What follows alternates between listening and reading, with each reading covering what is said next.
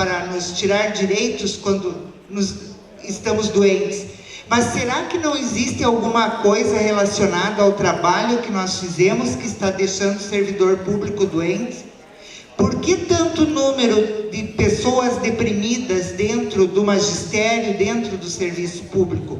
Estas questões precisamos iniciar a pensar, refletir, como disse a doutora Valdete hoje. Se precisamos reconstruir, nós precisamos reconstruir de uma forma sem julgar o próximo. Então, essa palestra de hoje à tarde é de suma importância. E procurem chegar nos seus municípios e disseminar o conhecimento adquirido hoje. Reúnam os associados de vocês, utilizem o material que a FEMERG disponibiliza no site e repassem isso. Nós precisamos conquistar nossos companheiros do sindicato. Nós precisamos mostrar que nossa luta é verdadeira e importante. Nós não estamos passeando, nós estamos buscando conhecimento. Porque a unidade que a doutora Valdete falou tão bem hoje de manhã é o que mais nos falta.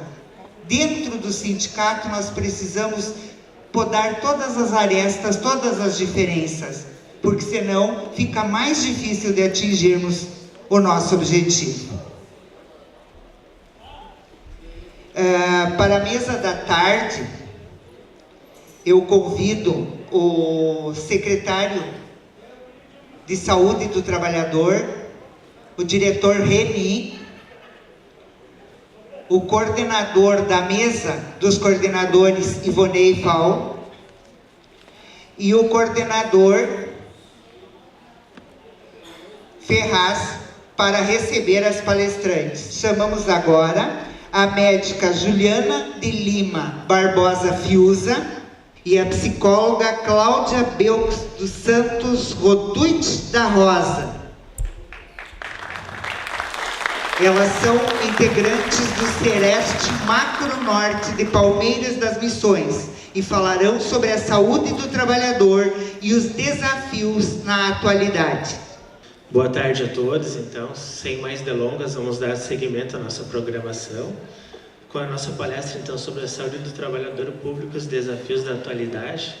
Então, estamos aqui com as profissionais da Sereste Macro Norte de Palmeiras das Missões. Então, vamos já passar diretamente a palavra para elas e peço a atenção de todos para aproveitarmos essa ótima oportunidade então, de conhecermos mais um pouquinho do que é o trabalho, da importância também da saúde do trabalhador.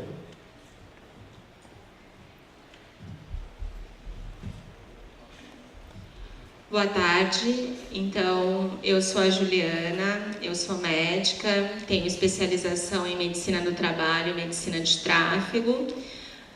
Estou aqui com a minha colega Cláudia, que é psicóloga, e nós agradecemos este convite feito pelo Ivonei e estamos aqui representando o Centro de Referência em Saúde do Trabalhador,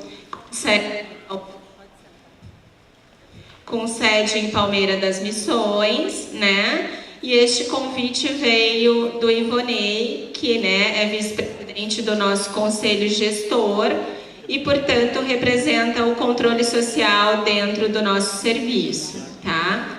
E a nossa ideia é pensar um pouquinho, nesse curto tempo que nós vamos ter com vocês, sobre a saúde do trabalhador do serviço público.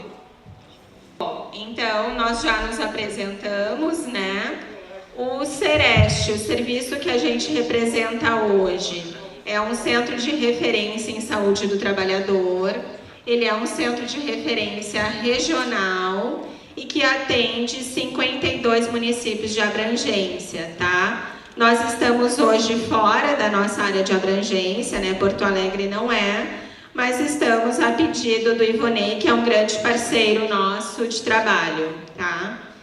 E, como eu falei, a nossa ideia, então, é abordar com vocês a saúde do trabalhador no serviço público, E dentro deste tema, quais seriam os desafios da atualidade, já é um tema que a gente pouco fala, que pouco se trabalha, muito pouco conhecimento ainda se tem a respeito, e nós estamos num contexto, né, que nós vamos trabalhar extremamente complexo para abordar esse tema. Deixa eu passar.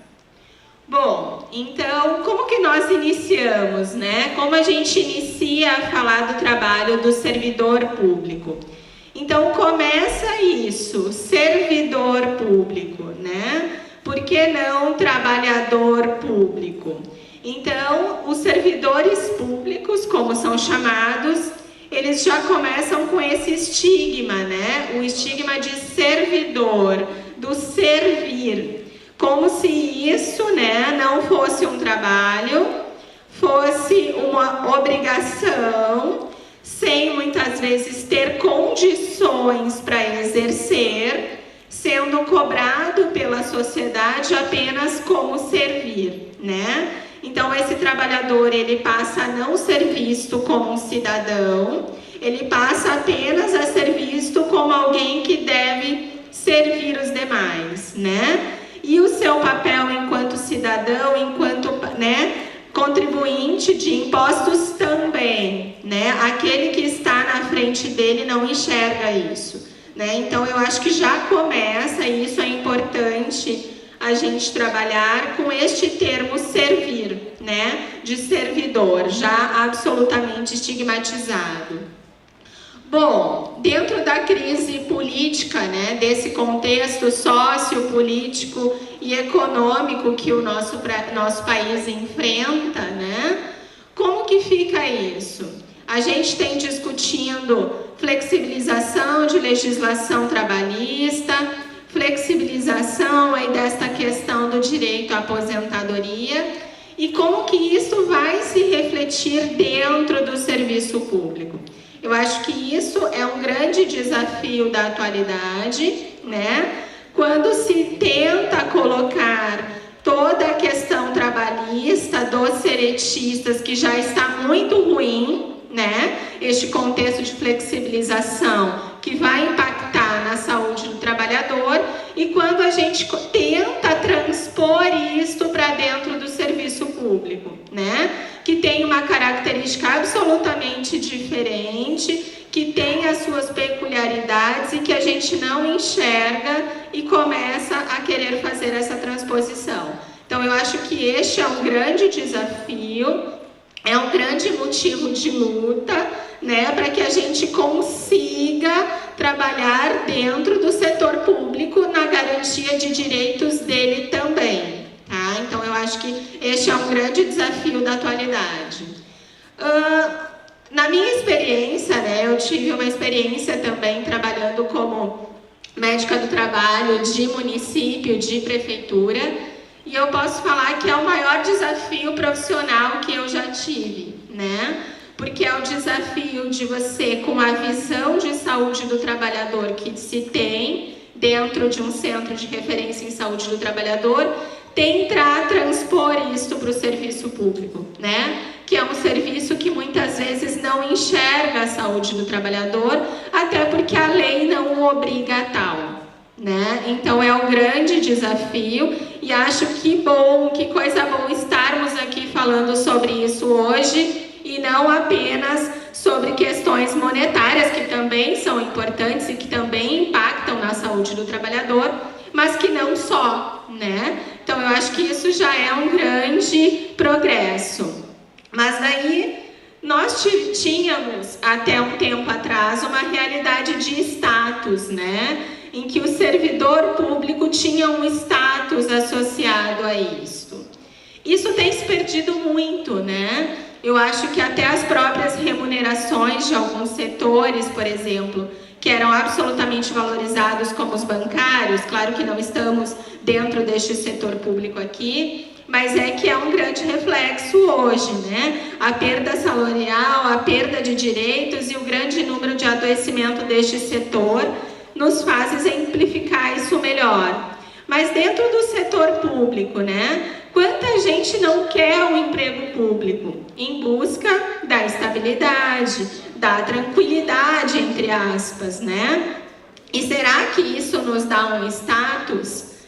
Isso é uma coisa que eu acho que num primeiro momento sim, né? Quando se entra no serviço público, se entra com aquele alívio, né? Eu estou estável, eu tenho um serviço público. Será que isso se mantém? Eu acho que não, né? A nossa experiência de atendimento, que eu acho que é importante dizer, que é uma grande fatia, né, dos nossos atendimentos no Sereste são servidores públicos, quase todos eles com transtorno mental, que a minha colega vai abordar melhor, mas acho que isso é extremamente importante frisar, e muitos deles absolutamente se sentindo desvalorizados e sem nenhum status no seu trabalho, né? Então, isso reflete as dificuldades de quando a gente entra no setor público, a desvalorização e a perda do status que se tinha antes, né? E isso precisa ser discutido de quanto isso impacta na saúde desse trabalhador, especialmente na saúde mental. Em termos de parcelamento de salário, embora a gente está vivendo isso mais no estado, eu não sei se tem municípios que estão vivendo isso, mas o nosso próprio município não está vivendo parcelamento, mas está vivendo atraso, né? Então, nós não sabemos mais o dia que a gente recebe, né? Então, que status é esse? As pessoas estão devendo, as pessoas estão pagando juros, e como que isso fica? Quem briga? A quem o servidor recorre a não ser ao sindicato? Eu acho que essa é uma questão que tem tudo a ver com saúde do trabalhador. A questão da remuneração, né? Então, muitos, antigamente, como eu falei, buscavam o serviço público porque talvez tivesse uma boa remuneração.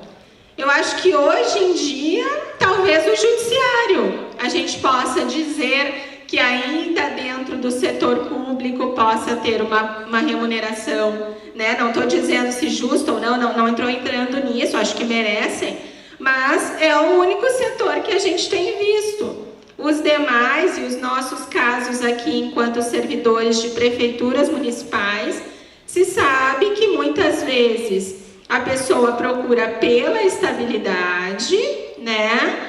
Alguns por aptidão ao serviço público, pode ser também, mas não é uma remuneração atraente, né? Muitas vezes a iniciativa privada paga melhor e talvez por isso alguns profissionais a gente tenha como absolutamente escassos dentro do serviço público, né? Posso falar da minha categoria enquanto médicos.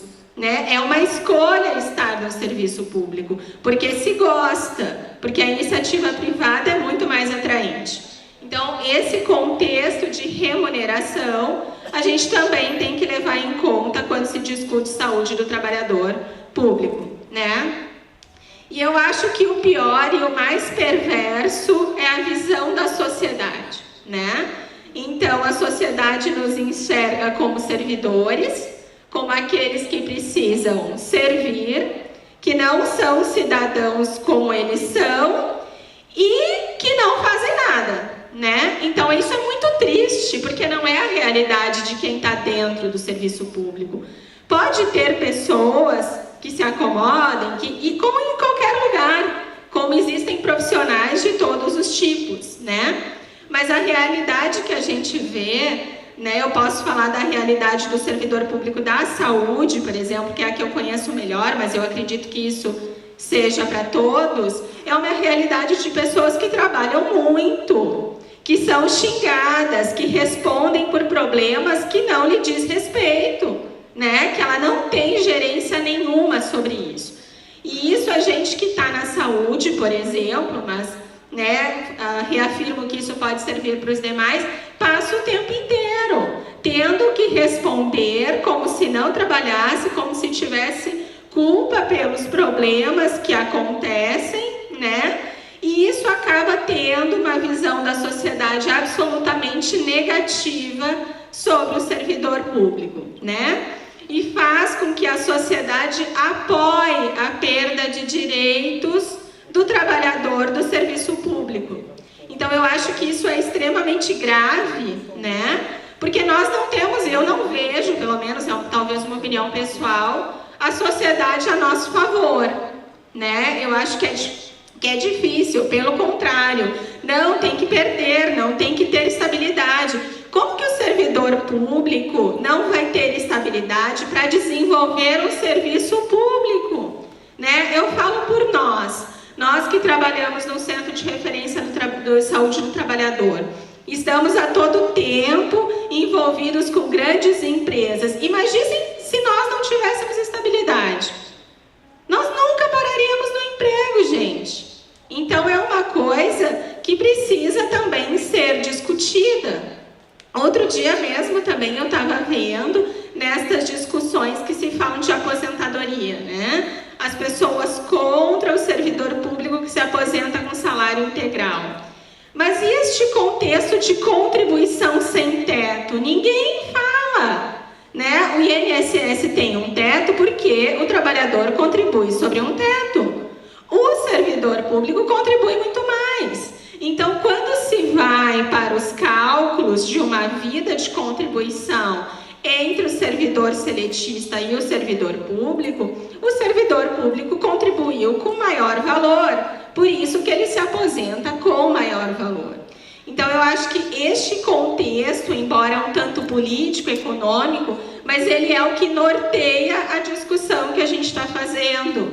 E é a partir disso, dos nossos atendimentos a servidores públicos sofrendo com saúde mental, que a gente está chegando a essas conclusões, né? Então, outras questões, né? Se acha, então, dentro deste contexto, que o servidor público tem privilégios, né? É o termo que se usa. Eu questiono quais são esses privilégios, se a pessoa fez um concurso para entrar, portanto, é de direito, né? E se ela, por exemplo, no caso das aposentadorias, ela contribui mais, né? Então, que privilégios são esses? Que tipo de discussão é esta, né? Então, eu acho que é um outro fator que precisa ser discutido.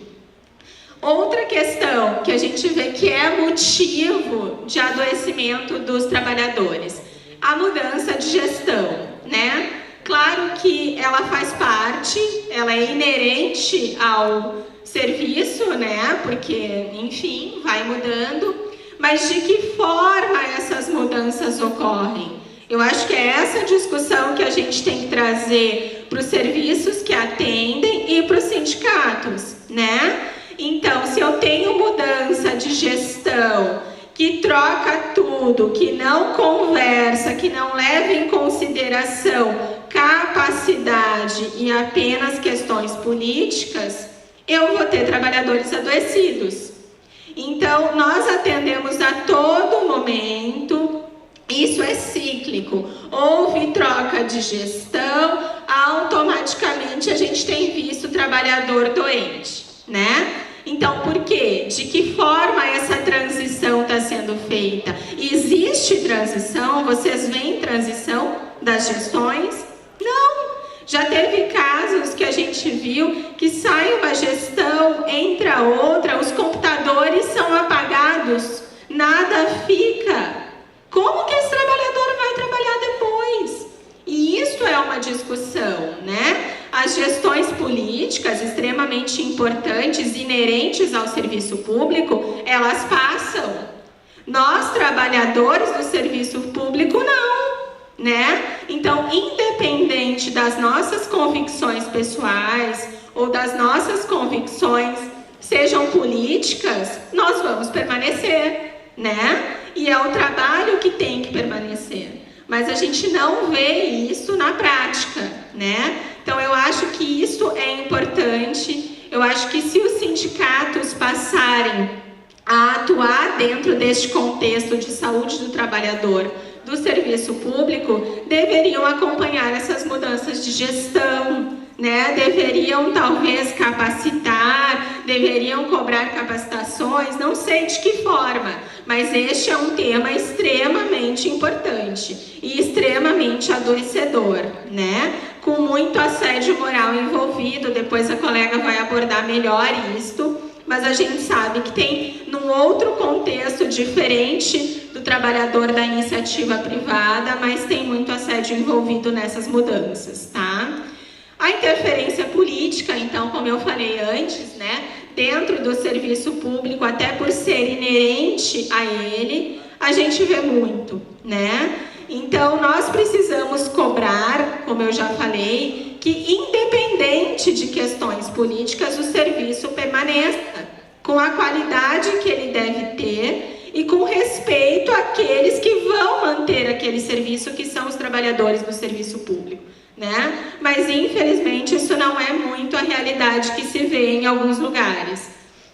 E a questão da decadência das condições de trabalho, né? Então, dentro do contexto da crise política, socioeconômica que a gente vive, o serviço público não está fora, né? Então, acaba que os reflexos, eles vêm também para dentro do serviço público. A falta de dinheiro, o parcelamento de salário, o atraso de salário e a decadência das condições. Isto reflexo da crise, talvez, econômica, reflexo muitas vezes de problemas de gestão e reflexo da burocratização excessiva do serviço público, né? Então, muitas vezes, uma coisa que seria fácil de resolver, de melhorar logo, de comprar algo, porque até se tem o recurso, não se consegue fazer pelas dificuldades encontradas. Como resolver isso? Muito difícil, né? Porque é quase que inerente ao serviço público, mas precisa ser pensado, né? Os seus trabalhadores estão trabalhando em péssimas condições, muitas vezes, pela dificuldade burocrática de resolver. Nem sempre é falta de recurso, né? Então, a gente conhece bem essa questão.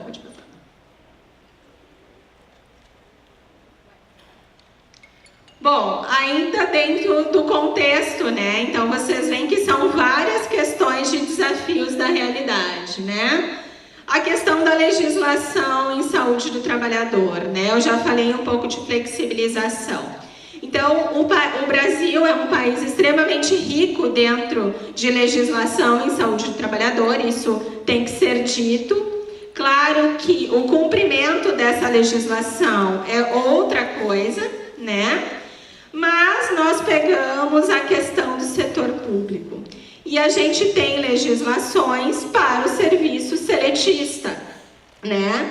Então, isso dificulta muito o trabalho em saúde do trabalhador dentro do serviço público, né? O convencimento de um gestor de que ele precisa olhar para as questões de saúde do trabalhador, que ele deve ter um serviço de saúde do trabalhador dentro do seu município, que não seja apenas para controle de afastamento e para tentar inibir afastamento, é muito difícil, né? Porque se vê custo. Como que eu justifico isso? Quem está me cobrando isso? Alguém já veio fiscalizar se eu tenho? Não, né? Então, eu acho que esta é uma questão importante.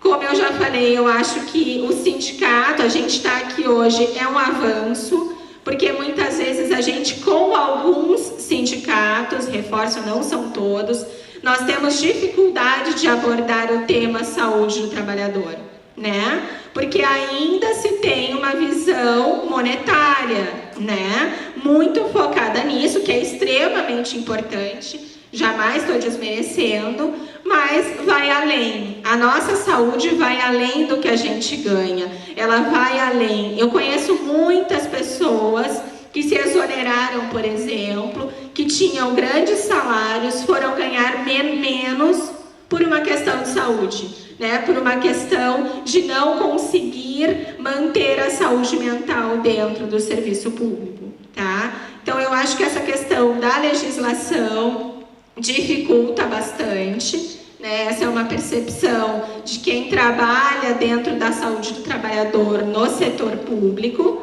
né? E eu acho que esta visão também de que se reflete apenas em monetarização, tá? Então, eu acho que é um desafio a gente tentar mudar essas duas coisas, tá? Bom, a questão de gestão de pessoas, né? O que a gente vê dentro do serviço público? Muitas vezes a gente tem um departamento pessoal ou um recursos humanos precário, né? Como vários outros setores do serviço público, faltando pessoal, muitas vezes um pessoal que não tem as capacitações porque o serviço não oferece, né? E sem esta visão de gestão de pessoas, né? Então, o servidor ou o trabalhador entra e cai de paraquedas naquele lugar. Não muitas vezes se tem uma avaliação de aptidão para qual seria o setor que ele conseguiria desempenhar melhor as suas funções. E aqui é importante dizer que muitas vezes é só trocar o trabalhador de setor para um que ele tenha mais aptidão, que esse trabalhador melhora muito o seu desempenho, diminui o número de afastamentos e isto reflete inclusive como benefício monetário para as prefeituras, né? Mas não se tem muitas vezes essa visão e nem pessoal capacitado para fazer isto. Então eu acho que se tiver que se investir dentro, né, das prefeituras, enfim, eu diria que na gestão de pessoas, mas não aquela gestão de pessoas apenas focada em pagamento, em questões burocráticas ou em diminuir absenteísmo, né? Uma gestão de pessoas humanizada, que avalia aptidões, que avalia ambientes de trabalho e que tenha esta percepção. Eu acho que este seria o grande ganho dos nossos ambientes de trabalho, se isso existisse, tá? Aí, ainda refletindo isso, a falta de programas, né, voltado para a saúde do trabalhador. Então, isso na maioria dos ambientes inexiste, entra relacionado a essa gestão de pessoas. Quando existe, muitas vezes está focado apenas na questão de afastamento ou burocrática. Não é isso que a gente acha que deva existir apenas, tá? E esta questão também, né, como eu já falei antes, da idealização do papel, né? Então, isto pela sociedade, na questão do servir, e muitas vezes do próprio trabalhador, né? Que acha que vai encontrar, talvez, dentro do setor público, grandes condições de trabalho e que quando entra, isso não existe, né? Então, muitas vezes, isso é motivo de frustração muito grande e consequente adoecimento relacionado. Ju, só para complementar, também entra muitas vezes aquela questão, antes de nós sermos servidores públicos, nós éramos justamente os cidadãos que tinham essa idealização, né? Nós estávamos do lado de lá, vamos dizer assim, se é que existem dois lados, a gente acha que não, mas teoricamente nós estávamos do lado de lá e a gente olhava para o servidor público e dizia, é mamata, é bom, né? Posso fazer meu horário do jeito que eu quero, e muitos que entram às vezes no serviço público, e a gente às vezes tem relatos de colegas que tinham uma visão antes de ser servidor público, e depois que entraram viram que não era bem assim. Não, existe exigência, existe hora de trabalho, existe cumprimento de carga horária, de jornada de trabalho, então muda também um pouco, né, e se dá conta que, opa, não era bem assim como eu pensava. E o que a Ju trouxe também, só para resgatar, é a falta total, às vezes, de pensar naquele trabalhador que adoece dentro do serviço público, como é que eu vou readaptar ele? Afinal, ele tem uma estabilidade ainda, né? Ele está dentro do serviço público, ele adoeceu no trabalho, pelo trabalho, e eu tenho que recolocar ele, ou em outra função, ou em outro setor. E, bem sinceramente, a gente não viu ainda nenhuma prefeitura preparada para isso. Nem aquelas que ainda têm algum serviço de saúde do trabalhador dentro dos departamentos pessoais, tá? Então isso é muito importante frisar.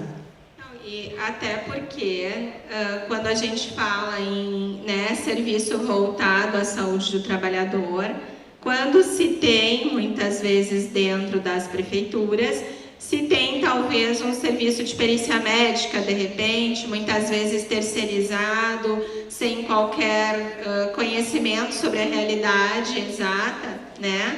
E a gente sabe que para se ter qualidade, a gente tem que ter uma atuação multiprofissional, né? Então, embora a médica não basta médico, é muito importante ter, mas também eu precisaria ter uma avaliação social, eu precisaria ter um olhar da psicologia, eu precisaria ter um olhar talvez de um engenheiro, de um técnico em segurança do trabalho sobre o ambiente de trabalho, enfim, né? E N outras possibilidades. E isso é raríssimo da gente ver, né? Então, e ainda mais em realidade de prefeituras pequenas, como é a realidade da maioria das prefeituras do Rio Grande do Sul, por exemplo, né, que geralmente são municípios pequenos, com arrecadações relativamente pequenas, né? Então, é óbvio que eles vão colocar estes trabalhadores na assistência, naquilo que dá voto, né? Então, não vão colocar interno, infelizmente. Nós, servidores públicos, né, como a Ju estava falando, eu e ela também somos servidoras públicas, ou funcionários públicos, ou trabalhadores públicos, não importa o termo, mas nós somos trabalhadores, né, que estamos no setor público, porque nós não somos públicos. Vamos começar por aí.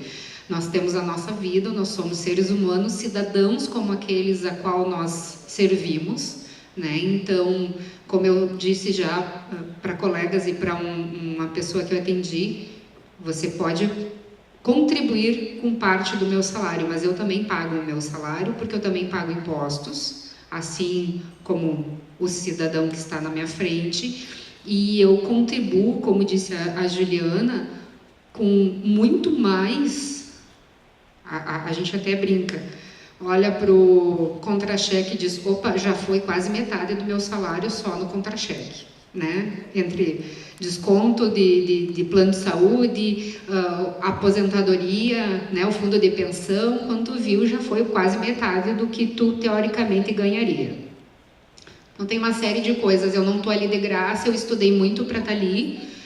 E se eu devo alguma coisa, como eu digo, a algum cidadão, foi meu pai e minha mãe que me deram condições para me fazer faculdade e fazer um concurso público. E a gente que está no serviço público, a gente sofre, assim como qualquer outro trabalhador, com a violência no trabalho. Tá? O que é a violência?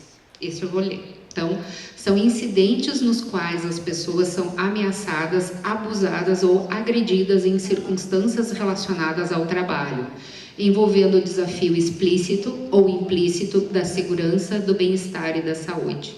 Isso é uma definição da Comissão Europeia, tá, em Saúde e Segurança do Trabalho, de 2009. A gente está aqui falando um pouquinho da violência, então, nas relações de trabalho, que entra a questão do autoritarismo, das agressões físicas, repreensões, constrangimentos e humilhações, e na organização do trabalho, tá? Que resulta, então, da forma como o trabalho é organizado. Um pouquinho das relações. Todos os conflitos que nós temos no trabalho podem gerar violência, ou não, depende das pessoas que estão dialogando, né?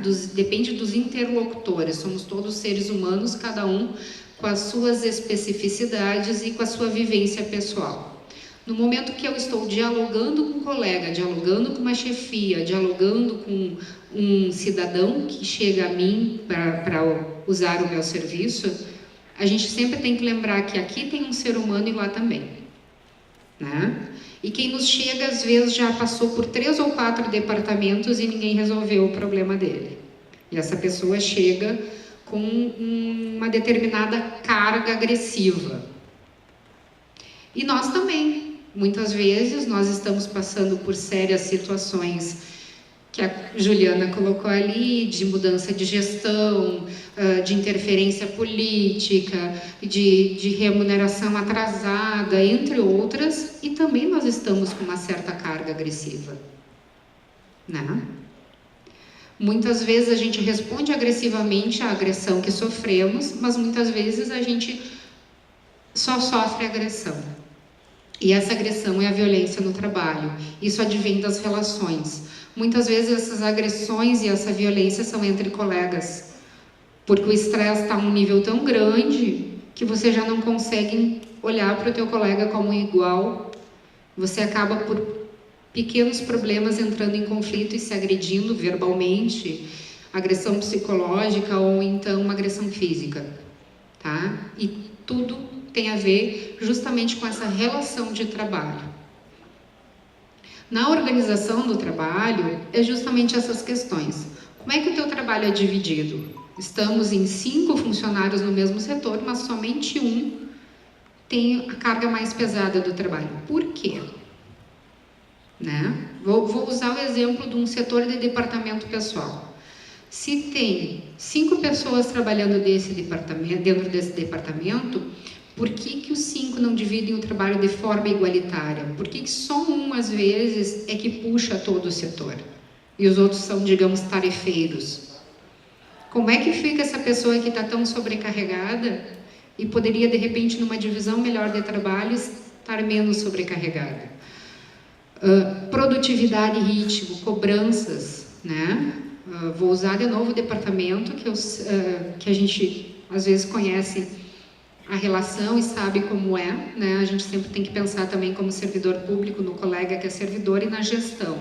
Chega a época de pagar a folha, aquele departamento é uma loucura, né? Então, cobrança, e não é cobrança só de gestor, tem mais algumas centenas ou dezenas de colegas cobrando, e daí vai sair o meu salário, é culpa tua, tu fez a folha, tu não fez a folha, então tem uma pressão pelo ritmo e por produtividade, por render no serviço. Nós da saúde, a gente tem uma cobrança muito grande de atender, né? Quando se fala em psicóloga, em médico, em fonoaudióloga, em fisioterapeuta, a primeira imagem que vem é o profissional sentado numa cadeira ou num consultório atendendo diretamente ao paciente. Não é essa a realidade. Na verdade, a gente tem outras tarefas e outras ações que a gente desenvolve que não é necessariamente fazer um atendimento.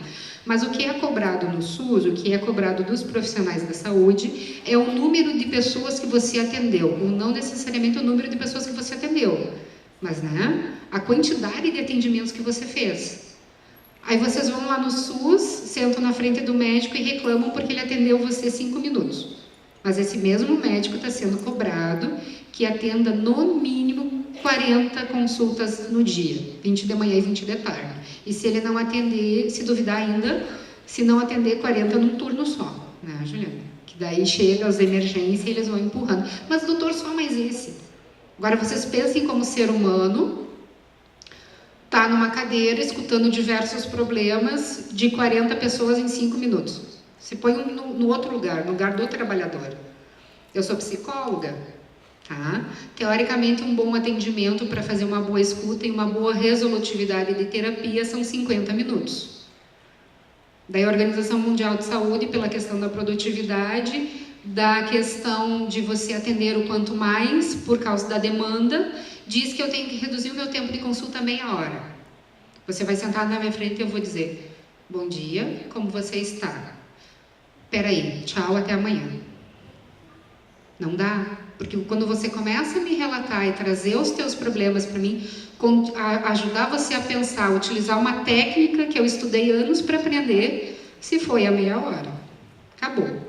Daí eu digo, ó, segura, enxuga as lágrimas, no outro dia a gente se vê de novo. Tá? Ou no outro dia não, na outra semana, porque tem uma agenda a ser estabelecida e obedecida. É humanamente impossível e é adoecedor a forma, às vezes, de você cobrar a produtividade, não só da saúde, mas eu posso trazer a educação, né? O ideal para um professor em sala de aula, dependendo da idade, é estar com 10 crianças. Berçário 1, berçário 2, maternal 1. Vai ver a realidade. Judiciário, às vezes, assina um papel, porque é uma solicitação de um pai, de uma mãe que precisa estar com a criança ali e vai mandando. E daí vem 1, vem 2, vem 3, quando vê que um berçário que tinha que ter 10 crianças está com 20. E a prefeitura não tem como aumentar o pessoal. Porque daí a lei da educação diz que para aquela turma, até pode ter 20, se o espaço for adequado, mas daí tem que ter um trabalhador a cada tantas crianças, a cada 2 ou 3 crianças, uma coisa assim. E a prefeitura não tem recurso, não tem o trabalhador, não tem como colocar. O que acaba acontecendo? A sobrecarga do trabalhador e o adoecimento. Tá? Então, essa cobrança traz muitos adoecimentos. O modo que a gente opera cada trabalho, as condições que nós temos para operar, que a Ju já falou, né? O contrato e a jornada de trabalho. Eu já fui servidora pública contratada e hoje eu sou servidora pública estatutária, tá? No mesmo setor, no mesmo serviço, e tem uma diferença. A contratada conseguiu na política, né? Botaram lá dentro. Daí eu concursei. Estudei, me matei estudando para concursar e para ficar no mesmo setor, para tirar uma boa... essa aí comprou a prova. Né? Legal. Muito bom. Eu acho que é importante, né, a gente colocar aqui que o trabalhador do serviço público, dentro do mesmo setor, muitas vezes tem diversos vínculos, né? Então, esta também é uma realidade. Tem o que a Cláudia está falando daquele seletista contratado, temos o concursado, o estatutário, temos muitas vezes, que hoje é bastante realidade em alguns locais, aqueles terceirizados, aqueles com pessoa jurídica, inclusive, temos os cargos políticos, né? E todas estas pessoas precisam trabalhar entre si, né, naquele mesmo ambiente. Será que as condições de trabalho são as mesmas? Não estamos discutindo mérito, questões assim, tá? O que nós estamos discutindo aqui é que essas pessoas precisam conviver e precisam trabalhar naquele ambiente. Como se dá isso? Tem algum acompanhamento disso? Né? Então, esta é uma realidade bem importante. Eu acho que foi interessante levantar isso, porque a gente vê que muitas vezes essa relação ela é bem conflituosa, né? Ela é motivo de muitos problemas de relacionamento, muitas vezes de assédio, enfim. Então, muitas vezes começa nestas questões, né? E a tendência é que aumente esses vínculos, né? Se nós flexibilizarmos e se isso se estender até o setor público, a tendência é que cada vez mais se tenha, né, esta quantidade de vínculos aí dentro do setor, né? Incluindo os vínculos, nós temos também o concursado seletista. Tem municípios que não têm fundo de aposentadoria própria e são contribuintes do INSS, tá? Nós temos os estagiários, que é uma das portas de entrada, os CIEs, né? Quando falta pessoal, tem uma gordurinha lá do estagiário que é contratado, tá? Então, que substitui às vezes o profissional. Já te passo, já. E nós temos também os voluntários e os estagiários das universidades, né? Que cidades que têm universidade sabem disso. Tem os estágios curriculares que muitas vezes aquele estagiário está inserido ali, às vezes por 3 meses, às vezes por 6, às vezes por 1 ano, então também tem esse vínculo. Não, eu acho importante a lembrança da questão estagiários, né? Eu esqueci de falar na minha fala. Então ainda temos esta questão extremamente importante, mas que a gente vê também as grandes dificuldades, né? O que a gente vê? Então, são estagiários, teoricamente, deveriam estar aprendendo, deveriam ter supervisão, né? E muitas vezes, dentro do setor público, são colocados num setor que não tem a menor afinidade na área que aquela pessoa está, sem supervisão alguma, muitas vezes fazendo trabalhos para o qual não se tem capacitação, né? E isso é motivo de adoecimento, muitas vezes, para esse estagiário e para os demais colegas que trabalham com ele, né? Então, isso a gente vê frequentemente, né? Este problema de utilizar-se dos estagiários para suprir a mão de obra que falta, sem supervisão alguma, né? Sem aprendizado, eu diria, embora em tudo na vida se tenha aprendizado, mas sem aquele aprendizado para o qual o estagiário, né, entrou, buscou. Então, acho que isso é extremamente importante. Outra questão também são os jovens aprendizes, né? É um programa extremamente interessante, mas muitas vezes são menores de idade. Então entra aqui a questão do trabalho infantil, inclusive a questão legal, que eles podem trabalhar, né, mas não podem estar em trabalhos insalubres, noturnos, né, e que lhe ofereçam risco. E às vezes, pela falta de gestão de saúde do trabalhador, nós vemos em alguns locais, né, alguns aprendizes em situações de trabalho insalubres ou perigosas. Então, isso reflete a falta de gestão dentro do setor público, né? São parênteses.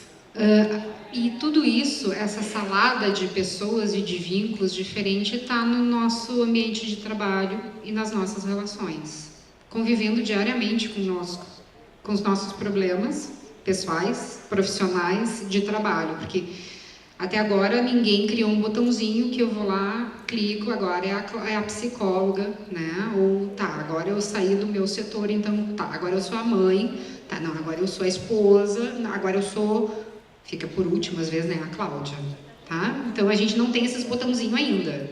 Espero que nunca venha a ter, que a tecnologia não chega a esse ponto. Nós somos um ser integrado, né? E esse ser integrado é corpo e mente, não é separado.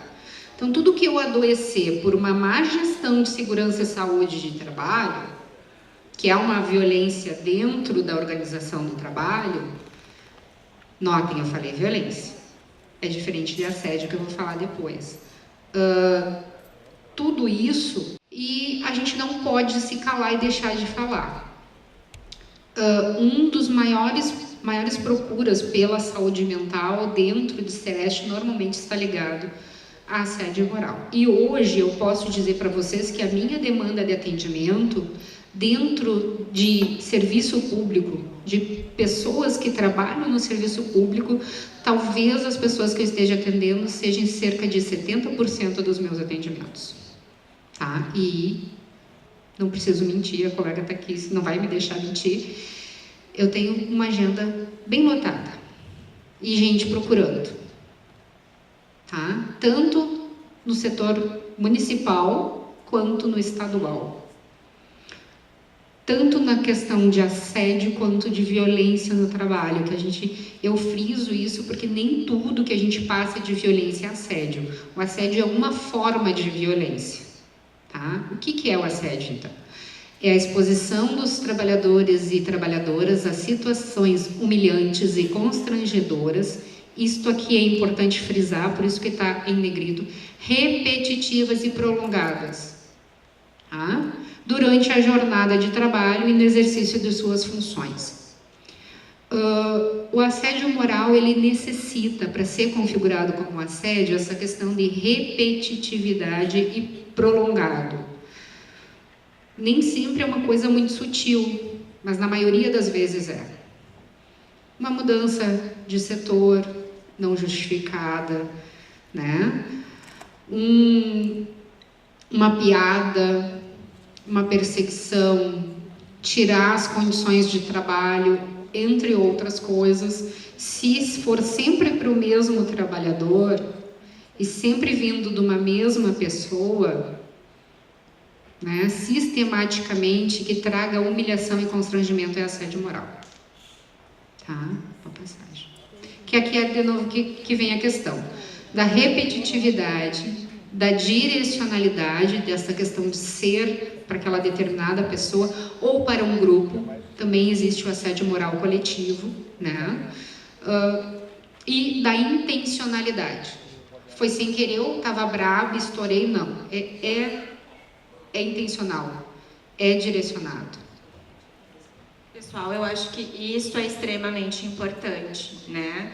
Então, a Cláudia vai exemplificar melhor, mas eu acho que frisem isso. É muito importante discutirmos assédio moral no trabalho, ele é extremamente frequente e crescente, porém nós não podemos banalizar, né? E infelizmente nós também estamos vendo uma banalização do termo. Nem tudo é assédio moral no trabalho. Isso é muito importante, né? Porque senão a gente perde, e se perde como a banalização da depressão, a banalização de outros termos que estão vindo. Então, é importante a repetitividade. Eu posso ter tido um evento, como a colega falou, e isso vai se configurar uma violência no trabalho. Desde que isso se torne repetitivo, isso pode ser um assédio moral no trabalho.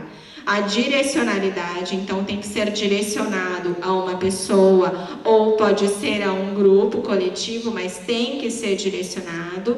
E a intencionalidade. Claro que a intencionalidade, né, a colega pode falar melhor, ela é mais difícil de ser avaliada, né? Aí tem a colega da área para explicar melhor. E essa questão da repetitividade, ela também é discutível, tá? Mas o que é repetitivo? Quanto tempo é repetitivo, né? Então, quando se iniciou a falar em assédio moral, falavam em 6 meses. Não, mas espera aí, então eu tive 5 meses da pessoa fazendo isso comigo, isso não é assédio. Então, eu particularmente não concordo com essa quantificação de tempo específica, mas tem que ter repetitividade. Não pode ser um ou outro episódio isolado. Eu acho que isso vale esse parênteses, porque a gente vê diariamente essa banalização, ou até mesmo as pessoas perdidas. Será que o que eu estou passando é um assédio ou não é? Então, isso é bem importante, tá? Então, só esses parênteses. Vamos usar, então, um exemplo. Por exemplo, eu cheguei no trabalho, tenho um colega diferente, né? Eu achei a pessoa meio estranha, tal, mas vou tentar me integrar, faço uma brincadeira. Faço uma piadinha, né? O brasileiro gosta de piada. Vou lá, faço uma piadinha. Todo mundo ri, meu colega ri, né? E daí eu fico como, integrei, sou a palhaça, todo mundo deu risada, o cara também deu, legal. Aí eu cheguei, dali uns 2, 3 dias, de novo. Daí fulano, faço a mesma piadinha. O sorriso já não é mais o mesmo, todo mundo ri, ele ri, tá. Daí na outra semana eu chego de novo a mesma piadinha, ele já ri meio amarelo, né? Aquela coisa meio estranha, tudo.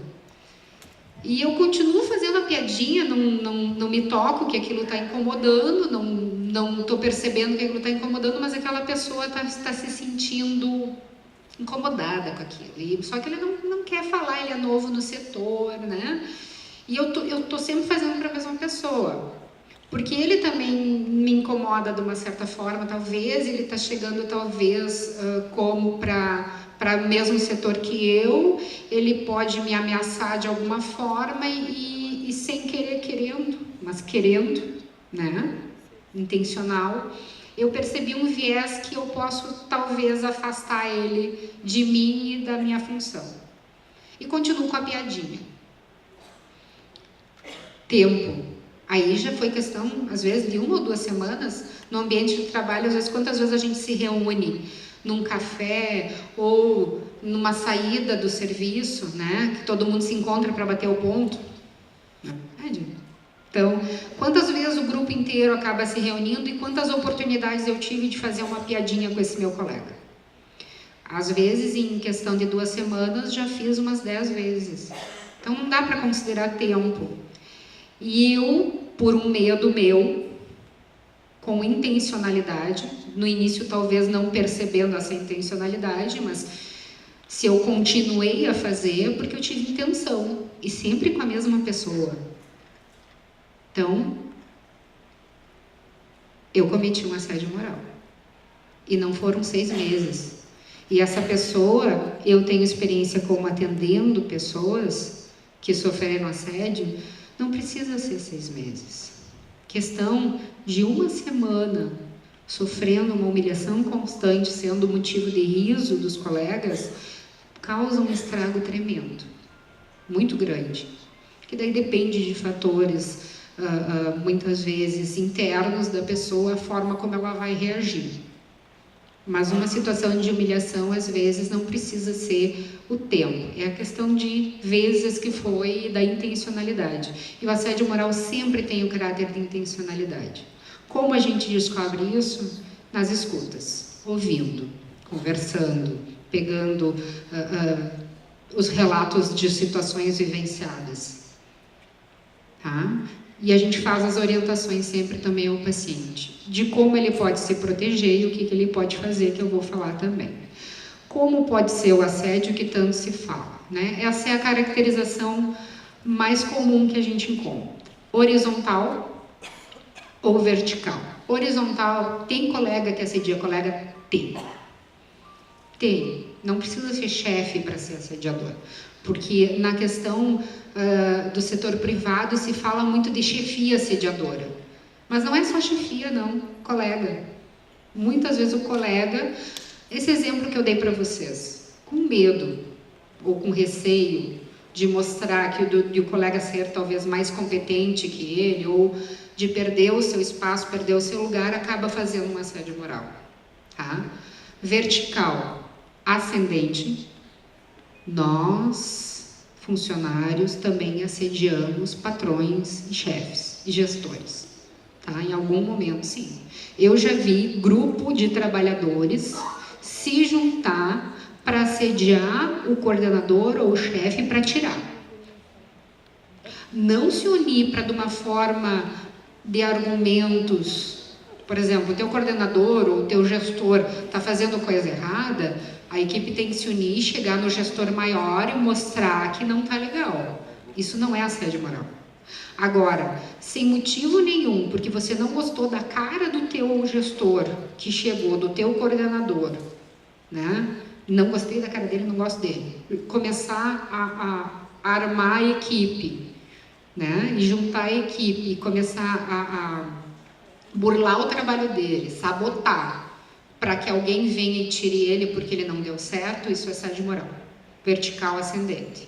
Então, nós, funcionários, né, também assediamos os gestores. Também há essa possibilidade.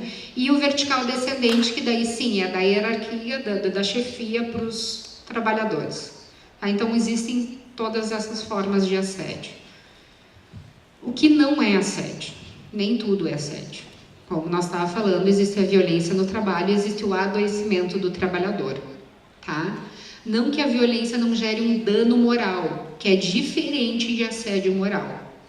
Né? A questão de justiça, a questão trabalhista, às vezes vem muito com esse termo, mas houve um dano moral. Pode ter havido um dano moral, mas não necessariamente um assédio moral. Tá?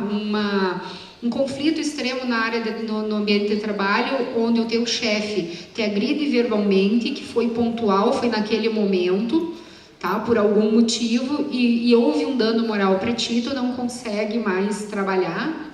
Não é assédio, mas foi uma violência no trabalho que agregou um dano moral a você. Aí tem que ser comprovado, com perícia, com uma série de situações. Entra a perícia médica, entra a perícia psicológica, psiquiátrica, então isso é importante frisar. Tá? Estresse profissional não é assédio moral. Vem tudo aquilo que eu falei da questão da organização, da cobrança por produtividade, de um ritmo de trabalho contínuo, isso tudo gera estresse. Tá? E nós, todos do serviço público, atendemos pessoas. Mesmo no serviço mais burocrático, dentro de uma prefeitura, nós servimos, lembra do termo? Servir. E sempre atrás de um serviço, seja na saúde, na educação ou na administração, cobrança de IPT, ou seja que for, tem um outro ser humano ali do outro lado. E aqueles que atendem pessoas, que trabalham com pessoas, têm o maior índice de estresse profissional e podem ser sujeitos a síndrome de burnout, tá? Que é uma síndrome causada justamente nessa questão de estresse. Convocações para trabalho fora de hora, justificadas e eventuais, não é assédio moral. Na maioria dos regimes jurídicos, né, e das leis orgânicas, onde tem a descrição de cargo, está lá, principalmente na área da saúde, que poderá ser convocado para trabalhos, né, de sobreaviso ou fora do horário estipulado das 40 horas. Está lá, desde que remunerem de forma adequada e que esteja dentro da legislação, não é assédio moral. Mas o chefe sempre chama eu, né? Mas eu estou recebendo a remuneração, tratou de forma adequada, não é uma coisa para te castigar, sempre você, um trabalho ruim, então não é assédio, está dentro do justificado, é necessário, né? Tem essa questão de ser necessário ou não, então não é assédio. Conflito no ambiente de trabalho não é assédio, lembra vocês, somos todos seres humanos, cada um com o seu pensamento, graças a Deus ninguém pensa igual, né? Ninguém é robô aqui, cada um tem a sua forma de pensar, a sua opinião, o importante é a gente respeitar. Onde há respeito ao outro ser humano, os conflitos diminuem, porque a gente vai fazer um diálogo, vai conversar e resolver problemas, e não se agredir e trazer mais conflitos. A agressão pontual, brigaram, se pegaram, como alguns dizem, né? Se agrediram fisicamente, não é.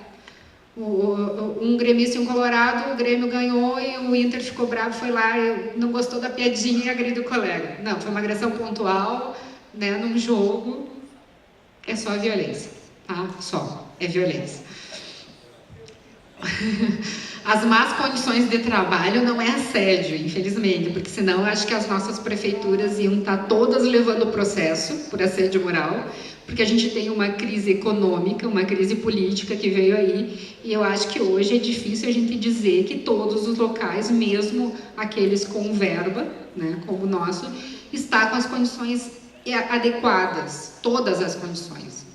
É impossível a gente dizer isso, tá? Prometo apurar. Sobrecarga de trabalho não é, tá? Assédio moral.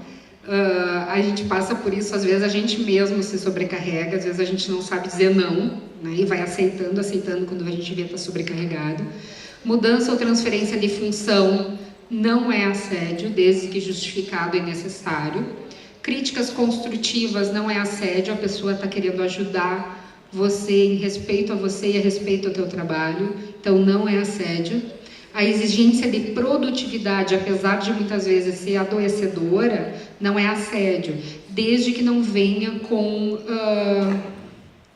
formas de limitar você ou de ser sempre para você. Tem 5 pessoas trabalhando, mas é sempre você que é cobrado, os outros 4 não são. Tá? Então tudo tem que ver o contexto que está sendo feito. E reprimendas normais para disciplinar de forma adequada. Tipo assim, Cláudia, ó, tu tá chegando sempre meia hora atrasada. Eu tô errando mesmo. Meu chefe está no direito de me chamar atenção. É necessário, existe um regime que eu também tenho que obedecer como funcionário. Então isso não é assédio. Consequências: queda da autoestima, alteração do sono, estresse, depressão e doenças psicossomáticas como hipertensão, gastrite, enxaqueca. Muitas vezes as pessoas têm queda no sistema imunológico e aparece uma série de alergias e outros problemas que a Ju até pode falar melhor que eu. Síndrome de burnout, que é a síndrome do esgotamento máximo, que a pessoa já não consegue muitas vezes nem ir trabalhar. Alguns casos, a maioria não tem reversão, precisa até trocar às vezes de profissão, tá? Precisa trocar de setor, a gente já atendeu pessoas assim. Síndrome do pânico ou outro transtorno ansioso, tem casos ligados a justamente situação de trabalho de assédio. Eu já atendi um caso que ela teve transtorno de estresse pós-traumático, ela não podia enxergar a pessoa ou lembrar da pessoa ou alguma coisa que fizesse referência à pessoa, à situação que ela vivenciou, ela revivia o trauma diversas vezes. Alcoolismo relacionado ao trabalho pode vir do assédio moral, tá? Ou de outra situação de trabalho, tipo uma pessoa que eu estou investigando, ela sofreu uma readaptação e devido a uma readaptação mal feita, por isso a importância dos serviços de saúde do trabalhador dentro dos departamentos pessoais, foi uma readaptação dessa pessoa mal feita, ela começou a fazer uso de bebida por sintomas depressivos, então esse alcoolismo pode estar ligado diretamente à situação de trabalho. Tá? E tentativa de suicídio. Tem aumentado consideravelmente suicídios e tentativas de suicídios relacionados ao trabalho. Tá? Que tem sempre algo que aponta para a situação do trabalho. O trabalhador tentou se suicidar no ambiente de trabalho, isso já é um indicativo bem grande que isso está ligado à sua situação de trabalho e seu ambiente de trabalho. Ou o suicídio foi no local de trabalho, foi relacionado à sua situação de trabalho e ao ambiente de trabalho. Tá? Então, isso tem aumentado consideravelmente. O que pode fazer? Reunir provas para comprovar o assédio. A gente sabe que é difícil, mas a gente sabe também que é possível fazer. Memorandos que você recebe, e-mails que você receba, situações que aconteçam, anote o dia e a hora e quem estava presente, quem presenciou o que estava acontecendo, quem foi o agressor, quem participou da conversa, quem estava lá para testemunhar, dar visibilidade, procurar o sindicato, procurar um Sereste, né, procurar o Ministério Público do Trabalho, é importante também. A gente tem alguns casos que a gente está recebendo no Sereste, que vai ter retorno esse ano de assédio moral em prefeituras, que o Ministério Público atua diretamente, faz o prefeito e os gestores assinarem um TAC, faz eles resolverem de uma forma diferente. Quem sabe o ano que vem a gente venha trazendo para vocês o resultado dessas ações, né, de ação direta do MPT. Registra boletim de ocorrência. Eu atendi um caso no setor privado que, além dele fazer tudo isso, cada agressão que ele sofria da gestora do serviço dele, ele ia na polícia e registrava o boletim de ocorrência por ameaça. Não representava, só registrava. Então, ele tem vários boletins dos momentos que ele sofreu agressão. Tá? Evitar conversa com o agressor sem testemunha. Se a pessoa te chamar para um local e não queira que ninguém fale, evita o máximo possível, né, que ninguém esteja presente. E procurar o representante sindical e relatar tudo o que está acontecendo. Tá? Isso é muito importante fazer. Você procurar envolver o maior número de pessoas. A gravação, gente, e todo mundo pergunta para nós, mas eu posso gravar? Tanto a gravação de áudio quanto de vídeo, tá? Se você estiver presente na conversa, sim. Se você for um dos interlocutores, se você estiver presente na reunião, pode. Se você não estiver presente, eu sei que vão falar de mim, vou deixar meu celular gravando e saio, não pode. Tá? É ilegal. O que pode é você estar fazendo parte daquela conversa e gravar. Isso pode. É uma prova e é considerada tanto pelo Ministério Público do Trabalho quanto pela Justiça do Trabalho. Vou passar. Aqui são, então, quem procurar ajuda, sindicato, o MPT, está aqui o site de denúncias, tá? A Delegacia Regional do Trabalho, a Delegacia de Polícia e os Serestes, tá? Nós somos em 13 no estado, né, Ju? Somos em 13. Tá? E 2 URESTs, que são as unidades de referência em saúde do trabalhador. Uma em Gravataí e uma em Ametista.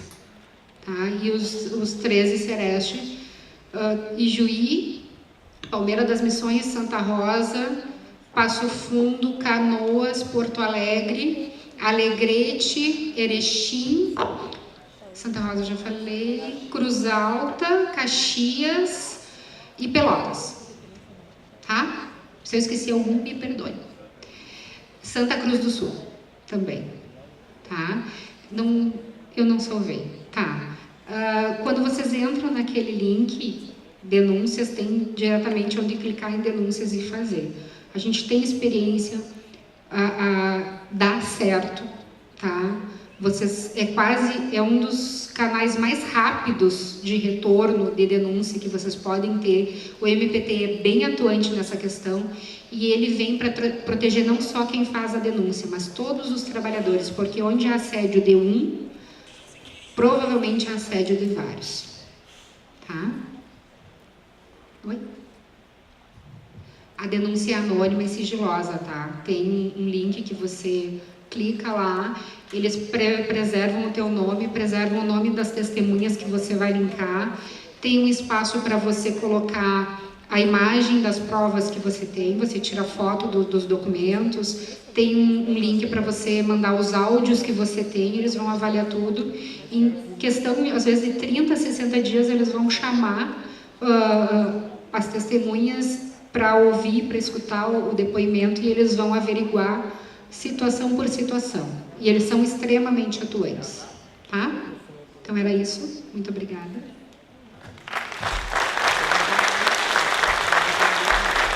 Para alguns questionamentos, tá?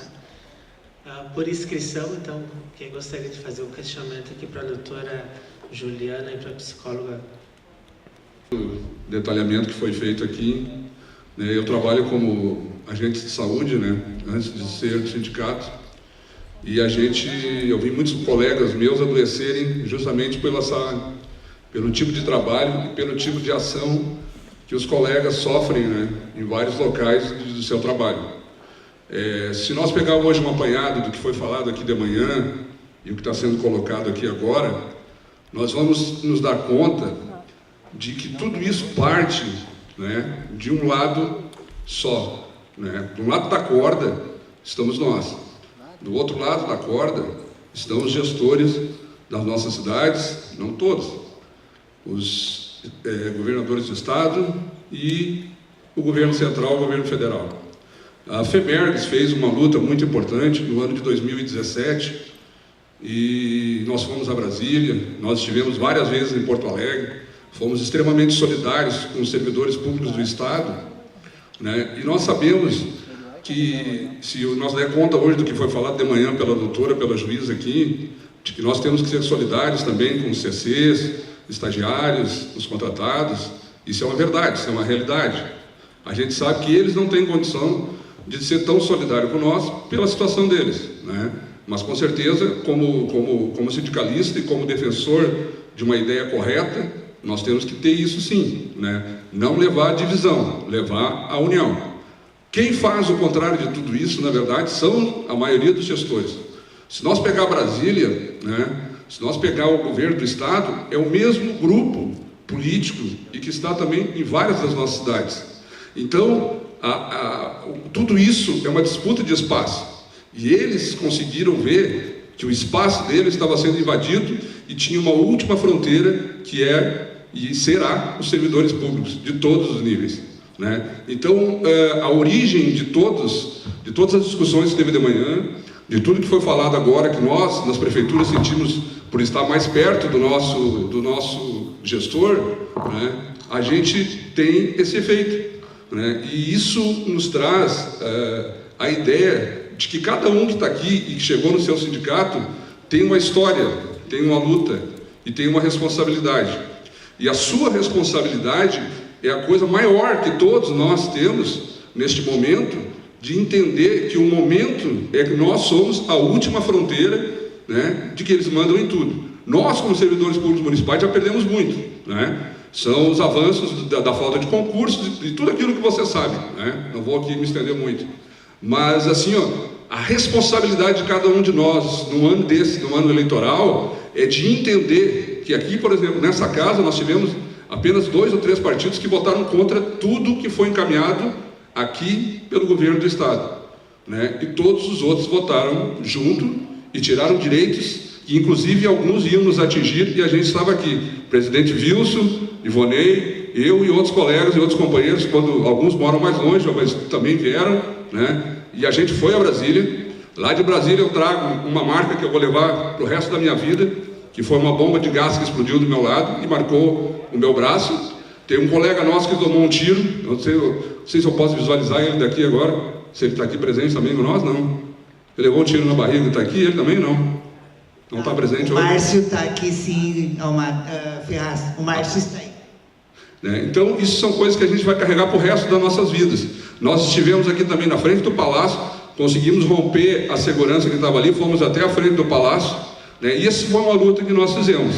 Então, eu gostaria de dizer para todos vocês hoje, que aqui dentro também dessa casa, nós tivemos um grupo que também é o mesmo grupo que está em Brasília, né? E aqui também teve só 3 partidos que não votaram nesses projetos, né? Eu não estou falando de política, não vou dar nome de partido político, né? Mas essa responsabilidade que nós temos, que para mim é a coisa mais importante do mundo hoje, é de que nós não podemos estar do lado de pessoas e grupos que patrocinaram isso contra todos nós.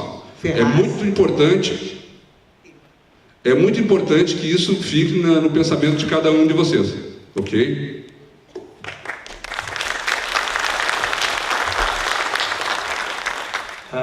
Próxima inscrição, colega, então, por gentileza, o nome e o município, e pode fazer a pergunta. Sou André, sou presidente dos sindicatos municipais de Torres, Rio Grande do Sul, sou cirurgião dentista e especialista em saúde bucal coletiva. Né? E desde a época da academia da faculdade militando na questão da saúde pública. Concordo plenamente com tudo que foi colocado e ainda queria acrescentar algumas coisas. E questionar também a FEMERES quanto à questão da prevenção. Por exemplo, no meu município, nós temos uma lei que foi votada em 2000, criando a Comissão Interna de Prevenção de Acidentes do Trabalho. Foi regulamentada em 2016. E nós estamos em 2018 e ainda não foi colocada em prática. Não temos dentro dos quadros médico de segurança do trabalho, ou engenheiro de segurança do trabalho, ou um técnico de segurança do trabalho, que seriam extremamente importantes para poder fazer o PPRA, que é o Plano de Prevenção e Redução de Acidentes, o laudo de insalubridade, de periculosidade e o laudo técnico das condições ambientais de trabalho, que influenciam diretamente nas questões de saúde do trabalhador.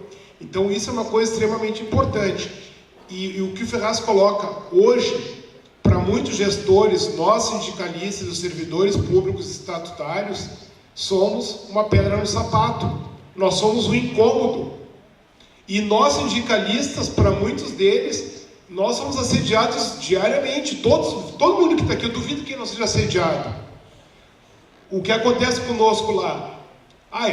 O fulano é um excelente profissional, mas que absurdo ser pago com dinheiro público ele para trabalhar para o sindicato. Quem é que já não passou por isso aqui? A gente vendo colegas da gente ficando doentes também. Com o pessoal que faz atendimento especializado lá em Torres, com o pessoal com tuberculose, com hepatite, que 3 colegas pegaram hepatite. Eu me acidentei com uma paciente soropositiva há 14 anos atrás, usei a profilaxia me deu uma pancreatite, que eu quase faleci, né? E hoje sou insulino dependente por um acidente do trabalho. Não foi feito comunicado de acidente do trabalho, porque não é organizado, ou seja, não tem notificação, então a gente não sabe a verdadeira gravidade da questão das doenças dentro do serviço público, porque não existe notificação. Então eu gostaria que vocês falassem, porque assim, quando a gente fala na questão do servidor, muitos gestores colocam, né? Ou nos vitimizam, né? Ou querem que a gente seja herói. A gente não tem que ser vítima nem herói, alguém já falou isso, a gente tem que ser valorizado. Então isso que eu gostaria de ver algum comentário também, a posição do FEMERES nessa questão de trabalhar com a prevenção. A gente está vendo a questão de trabalhar as consequências, mas como trabalhar com a prevenção, como cobrar uma legislação que realmente a gente tem um programa de saúde do trabalhador, porque a gente, enquanto servidor público, às vezes tem um acesso muito mais difícil até do que o cidadão comum. Era isso aí.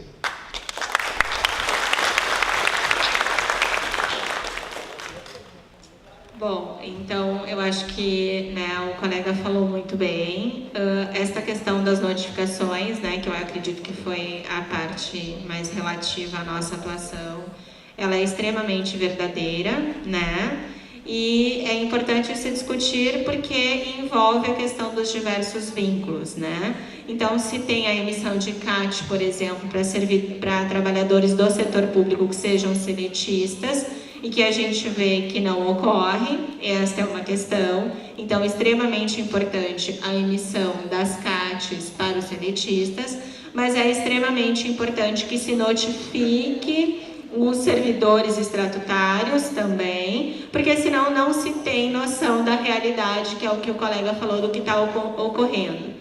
Então é importante se colocar aqui que existem sistemas de informação.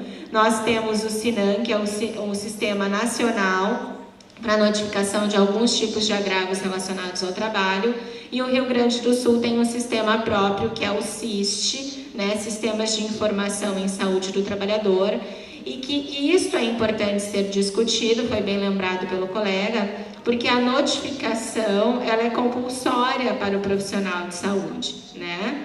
Mas a realidade que a gente vê é que muitas vezes os profissionais de saúde desconhecem isto, né? Então, por um problema muitas vezes de formação. A outra questão é a sobrecarga de trabalho que a gente vê em diversos setores e se justifica, embora não se tenha justificativa, mas se justifica pela sobrecarga. E mais é de extrema importância que o trabalhador, né, inclusive do setor público, tenha consciência de que é importante notificar tanto os acidentes quanto as doenças relacionadas ao trabalho, e que ele cobre isso, porque isso é um direito, e que nós só vamos ter políticas públicas, inclusive para cobrar a legislação, quando nós tivermos números, né? Infelizmente. Então, se vai para esse banco de dados, quando você vai fazer busca nesse banco de dados, é basicamente inexistente, né, notificações em trabalhadores do setor público. E isso é uma realidade para nós, enquanto trabalhadores do setor público, sabermos e cobrarmos, e também exigirmos que os nossos profissionais de saúde sejam capacitados para tal, né, para que eles saibam disso e o façam. E extremamente importante a atuação dos sindicatos também nesta questão aí da cobrança, né? Eu acho que isso é fundamental, mas é absolutamente verdadeiro e é uma realidade que a gente encontra por aí, o problema das notificações, tá? Mas existem sim 2 sistemas que para o SUS, todos os trabalhadores, independente dos seus vínculos, né? Mesmo um trabalhador desempregado no momento, ele é considerado um trabalhador, a dona de casa é considerada uma trabalhadora, né? Independente, inclusive, da remuneração, e, portanto, precisam ser notificados nesses sistemas. E lembrando, gente, a questão da prevenção, ela passa por todos nós também. É importante uma legislação, mas é importante nós, como trabalhadores, conhecermos os nossos direitos e conhecermos as legislações que já existem e que também nos amparam, tá? A saúde do trabalhador, ela está prevista na Constituição e ela está prevista na Lei 8080 do SUS, tá? E que isso é importante também a gente ter consciência. E nós, como Sereste, né, a gente está disponível e aberto a todo e qualquer sindicato. Vão atrás da área de vocês, do município que vocês estão inseridos como sindicato, e busquem qual é o Sereste de referência. O Sereste, uma das áreas de atuação é as parcerias também com os sindicatos para a prevenção dos adoecimentos aos trabalhadores. Então, assim como o Ivonei tem uma boa parceria com nós, ele sabe que ele pode acionar o Sereste para qualquer ação relacionada à saúde do trabalhador, a qual ele é servidor também, tá? Vocês, na área de abrangência de vocês, nos municípios de vocês, têm Sereste de referência. Se não tiver um Sereste regional de referência, vocês podem se reportar ao Sereste estadual que fica aqui, que faz parte do SEVES. Então, busquem esses órgãos que, se a gente não puder, às vezes, participar de alguma ação, a gente vai atrás de saber de que forma pensar a ação, buscar soluções e ajudar os sindicatos. Há já previsto na RENAST, que é a política que nos rege como Sereste, a participação do sindicato dentro de ações voltadas à saúde do trabalhador junto aos Serestes.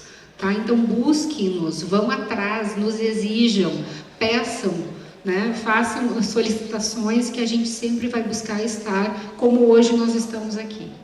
Tá?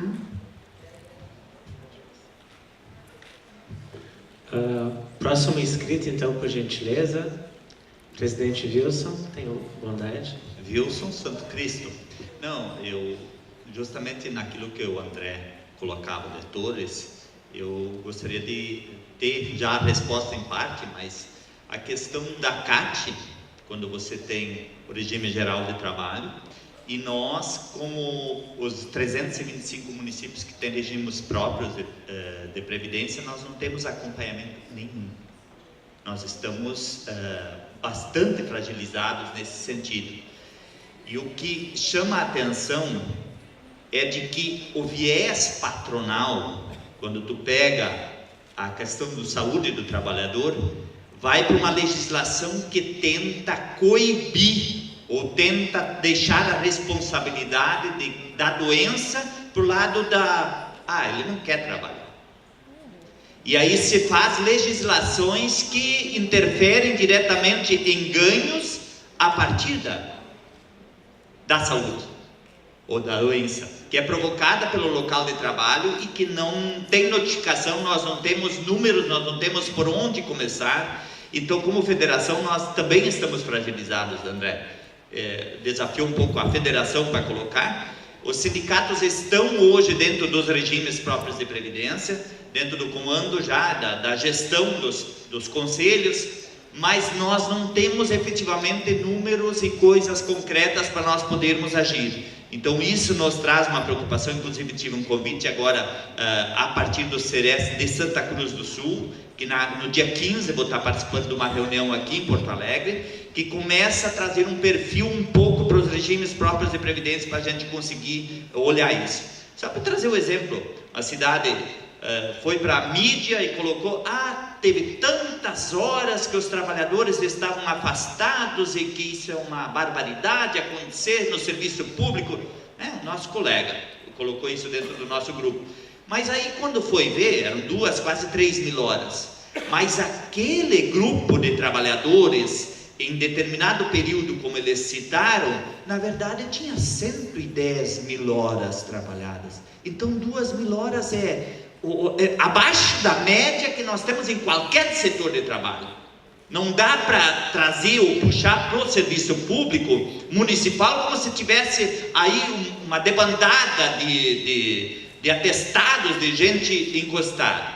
Nós temos que primeiro conseguir perceber que a saúde do trabalhador, ela intrinsecamente ligada com o setor de trabalho, né? Se nós temos muita doença, é porque nós temos espaços de trabalho, ambientes de trabalho que nos fragilizam enquanto pessoas. E por isso é fundamental nós criarmos esse vínculo, essa ajuda entre o CERES, entre a federação e os sindicatos, para efetivamente conseguirmos atacar. Obrigado.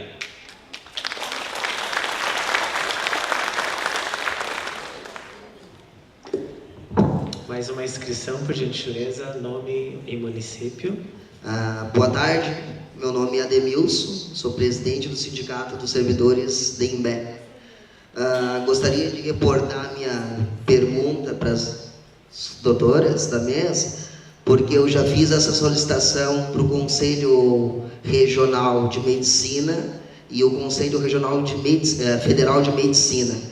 Ambos não me apresentaram uma resposta mais coerente. O prefeito do município do Imbé vem exigindo dos servidores, junto com o atestado médico, a cópia do atendimento. E isso vem gerando um grande constrangimento eu tenho de um lado também o meu servidor e do outro lado eu tenho o médico, que também é sindicalizado, porque existe todo um sigilo médico-paciente, né? Até onde isso vem demonstrar realmente o abalo e o assédio moral? Bom, então aí eu acho que foi de extrema importância esse contato com o Conselho Federal de Medicina. Eu acho que ele, precisa se posicionar em relação a isso, com certeza.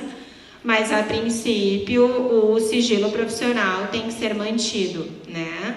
Então, por exemplo, esta questão menor do que isso, porque no teu caso estavam pedindo cópia do atendimento, né? Então, isso não se tem, se quebra totalmente a questão do sigilo profissional. Mas até a questão do CID nos atestados, né? É uma questão polêmica, por exemplo. E isso, existe resolução, do CFM, que só se coloca o CID mediante autorização do paciente, né? Então, a partir do momento que o paciente assine por escrito que essa quebra, digamos, de sigilo, você está autorizado a divulgar, senão não, né? Então, o profissional, ele tem que respeitar esta situação de sigilo com o seu paciente. Então, ao meu ver, embora eu acho que é de extrema importância que a entidade profissional se manifeste, né? Mas isso é uma quebra de sigilo e uma invasão de privacidade, né? Então, ao meu ver, é isso e precisa se ter um parecer do CFM ou do CRM do Estado quanto a isso, mas eu acredito que isso, por exemplo, se já existe na questão do CID, muito pior impedir a questão da cópia do atendimento, né? Então, eu acredito que isso realmente não possa ocorrer mesmo. Na questão de assédio moral, se é só para ti que ele está pedindo, configura e é constantemente, mas se é para o grupo todo, aí entra a questão de um assédio moral institucional ou de uma gestão inadequada, que daí é mais uma questão, talvez, para um advogado especialista, justamente nessa área de legislação, te responder, tá? Mas que não é correto pedir prontuário de paciente ou a ficha de atendimento daquele momento com divulgação de informações de sigilo, não. Tanto na área médica quanto na psicológica ou qualquer área da saúde, o paciente tem resguardado sigilo, né?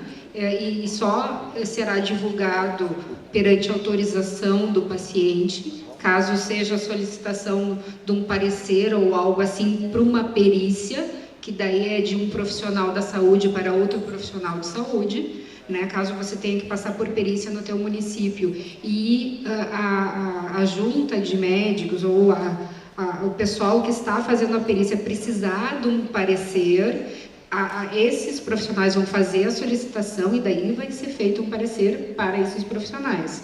Mediante autorização do paciente. Senão, não. Tá. A mesma coisa a questão dos prontuários. Outro órgão só vai ter acesso a prontuário se pedido judicialmente justificado. Que lá no Sereste, às vezes, há uma solicitação do MPT, como nessa questão que eu coloquei para vocês do assédio moral, que vem um ofício, é via judicial, justificando o prontuário e que vai ser resguardado o sigilo. Os únicos que vão ter contato com esse prontuário são os procuradores, nunca quem está sendo acusado do assédio. Tá? Então, é por determinadas situações se quebra sigilo, quando é para proteção do trabalhador ou com a autorização dele, senão não.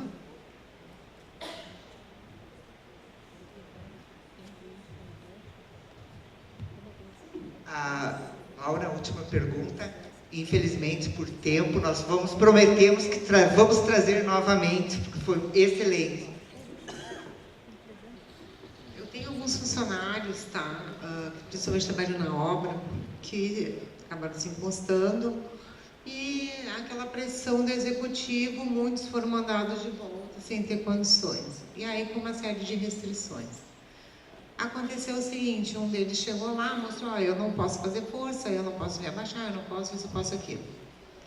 Eu posso auxiliar no que puder. O que tu sabe fazer? Eu sou mestre de obra. Eu não preciso de mestre de obra, então tu vai, senta lá e fica sentado. A criatura ficou um mês sentada numa garagem. O que é isso? Assédio, né? Era isso que eu queria confirmação. Obrigada.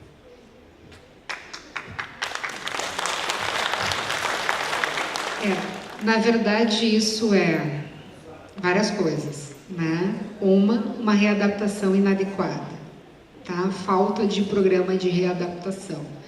E se ele vem com uma restrição médica, se um médico avaliou e disse que ele tem uma restrição física importante, que é importante para a sua saúde, não pode estar fazendo determinada situação. Então, naquele cargo, ele não pode...